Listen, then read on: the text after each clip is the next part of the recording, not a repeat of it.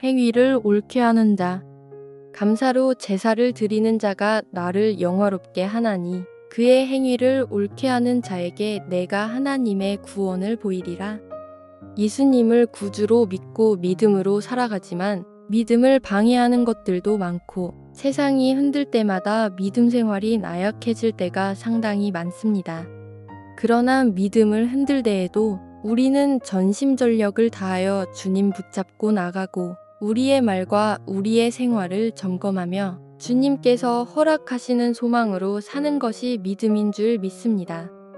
믿음으로 또 소망과 더불어 사랑하며 살아갈 때 환경 속에서 제일 많이 문제가 되는 것은 사람과의 관계입니다. 사람과의 관계 속에서 행위를 옳게 하는 자가 되시기를 주님의 이름으로 축원드립니다.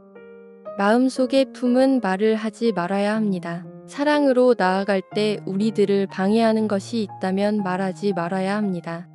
보네퍼의 성도의 공동생활을 보면 우리의 악한 생각을 가장 효과적으로 극복하는 일은 악한 생각을 전혀 말로 표현하지 않는 것입니다.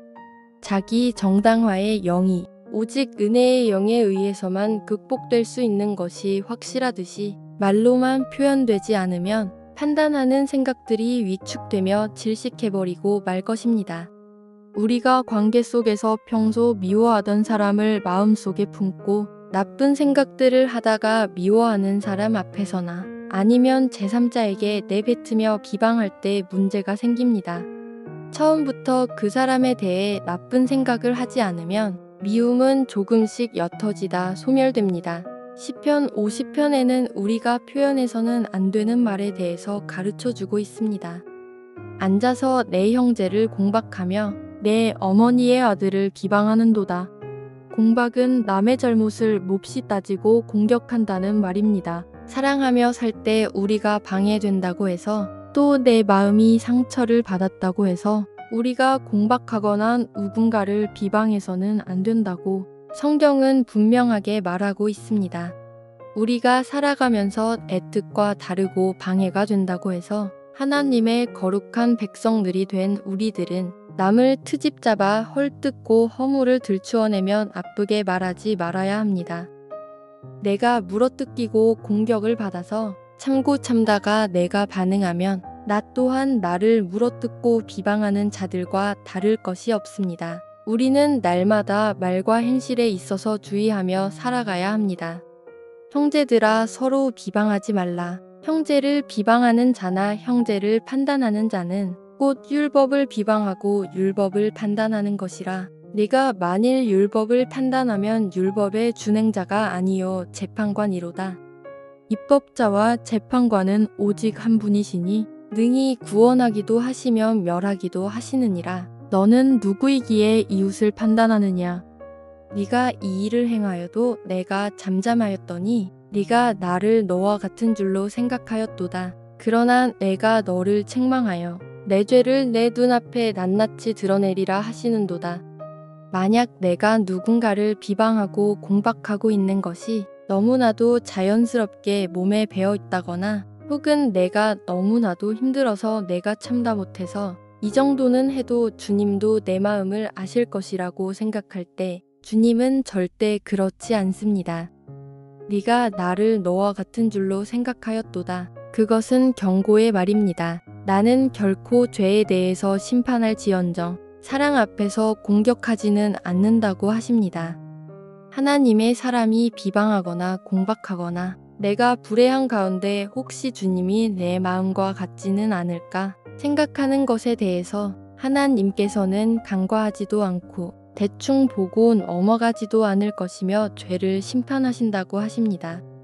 보네퍼의 공동생활에 하나님은 다른 사람을 우리가 만들고 싶은 그런 모습으로 창조하지 않으셨습니다. 하나님께서 우리에게 형제를 주신 것은 그를 지배하도록 하기 위함이 아니라 형제 너머에 계신 창조주를 발견하도록 하기 위해서입니다.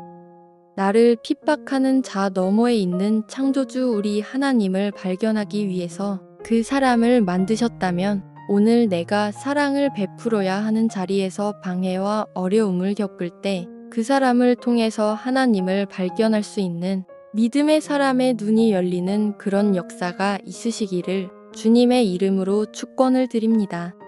우리들은 나를 닮은 하나님을 만들고 싶어 하는데 하나님은 금송아지가 아니십니다. 오히려 하나님께서는 하나님을 닮은 나를 만들기를 원하십니다. 어떤 상황을 만났을 때 근 너머에 있는 하나님을 발견할 수 있는 마음의 눈을 가지고 믿음으로 변화되어지는 모습이 있어야 될 줄 믿습니다. 절대 긍정은 하나님을 발견하고 하나님과 함께하며 닮아가고 하나님의 사랑을 느끼면서 또 나를 변화시켜서 주님을 닮아가는 모습을 말합니다. 그럴 때 모든 상황 속에서 주님의 사랑과 믿음으로 소망이 생기면서 넉넉히 이겨나가는 우리 모두가 될 줄 믿습니다.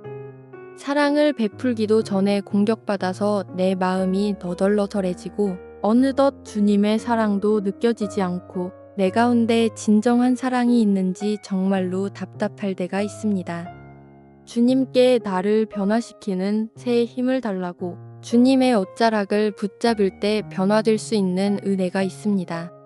하나님을 더욱 사랑해야 합니다. 기도하면서 감사합니다로 시작해서 감사합니다로 끝마친 적이 있으십니까? 시편 50편 본문 안에는 1절부터 끝까지 봤을 때 사랑이란 단어는 나오지 않지만 왜 우리가 사랑을 해야 되는지는 충분히 이야기를 해주고 있습니다. 감사로 제사를 드리는 자가 나를 영화롭게 하나니 그의 행위를 옳게 하는 자에게 내가 하나님의 구원을 보이리라. 행위를 바꾸고 행위를 옳게 했을 때 하나님의 구원을 볼 것이고 그런 마음으로 예배를 드릴 때 그 예배가 감사의 예배가 되고 하나님께서 그것을 기쁘게 받으십니다. 악인에게는 하나님이 이르시되 내가 어찌하여 내 율례를 전하면 내 언약을 내 입에 두느냐. 내가 교훈을 미워하고 내 말을 내 뒤로 던지며 도둑을 본즉 그와 연합하고 간음하는 자들과 동료가 되며 내 입을 악에게 내어주고 내 혀로 거짓을 꾸미며 하나님도 사랑하지 않고 이웃도 사랑하지 않고 오직 자기만 사랑하고 있으면서 하나님의 교훈을 멀리하면서 하나님의 법과 도덕을 이야기하는 것은 옳지 않다고 하십니다. 하나님께서 하신 말씀이 그 행위를 옳게 바꾸어서 하나님을 사랑하고 이웃을 사랑하라고 하십니다. 하나님을 믿지 않으면서 악행을 저지르고 하나님께 대적하는 사람들은 악인이라고 성경은 말합니다. 그런데 성경에서 말하고 있는 또 하나의 악인이 있습니다. 그들의 입은 주께 가까우나 그들의 마음은 머니다. 말로는 늘 율법을 말하고 하나님의 약속을 말하면서 하나님에 대해서 말하고 있지만 입은 가까울지언정 그 마음이 주께로부터 먼 자에 대해서 하나님은 그리고 선지자들은 악인이라고 이야기합니다. 하나님의 사랑 가운데 하나님의 은혜로 우리에게 진정한 변화가 임하여 이웃을 사랑할 수 있으시기를 예수님의 이름으로 기도드립니다.